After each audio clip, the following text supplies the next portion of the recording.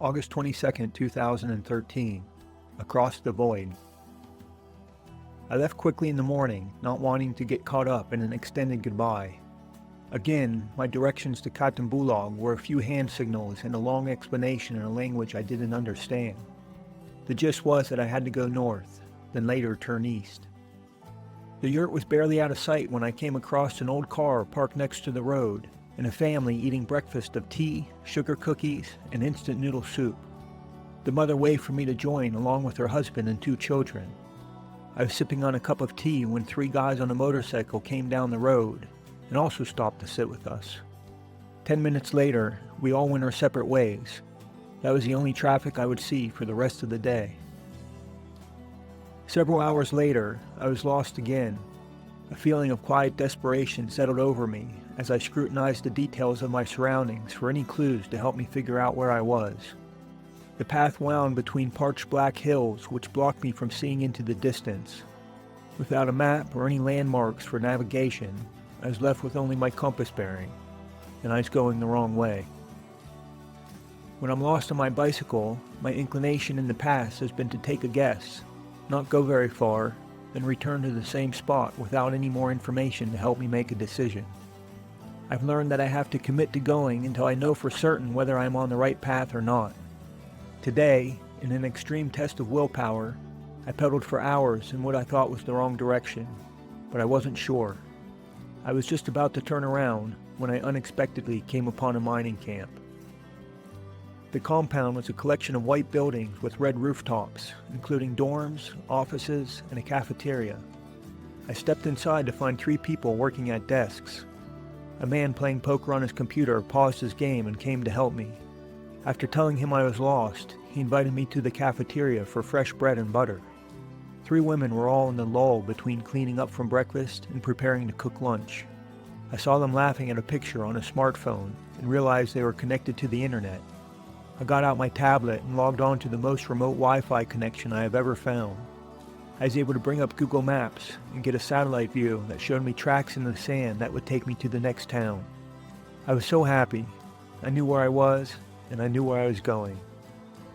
The man from the office invited me to use his bed to take a nap. He insisted. With the satellite image saved, I felt such relief that I managed to fall asleep. Lunch was being served when the man came back to wake me.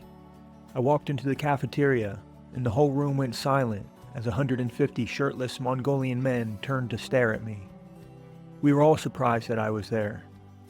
A murmur began as I was given a tray of meat and vegetable stew served so hot that I burned my mouth and began to sweat.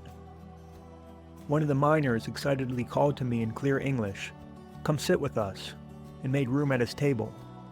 I asked about his English, and he told me that he's been studying so he won't have to work in the mine anymore. He was younger than me, but had a wife and 3 children that he has to leave for weeks at a time. The other men at the table began asking questions that he translated for me. I told them my bike and gear weighed 65 kilograms, which got a nod of approval. When asked where I sleep, I explained that I simply lay on the ground. They asked about snakes, and I just shrugged, saying I don't worry about them. I could see they were uneasy with the idea. I told them that I was 29 years old and unmarried. They laughed and said that in Mongolia, I was old to not be married. To explain what I was doing there, my translator colorfully painted me as a crazy American, going to closed borders and getting lost in the desert. At this, the whole table erupted in laughter. He did have a point. We ended the lunch with a discussion about the size of my nose. The group of 6 men came outside to see my bike. They squeezed the tires, pulled the brake levers, and wrapped their knuckles on the hard leather seat. I could see on their faces that they could hardly believe what I was doing.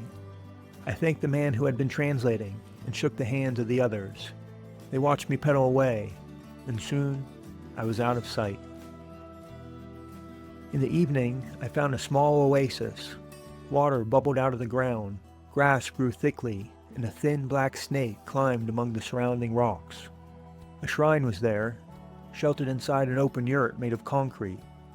The altar was covered with burnt incense, and painted on the curved wall behind was a mural of Genghis Khan leading a long line of mounted soldiers.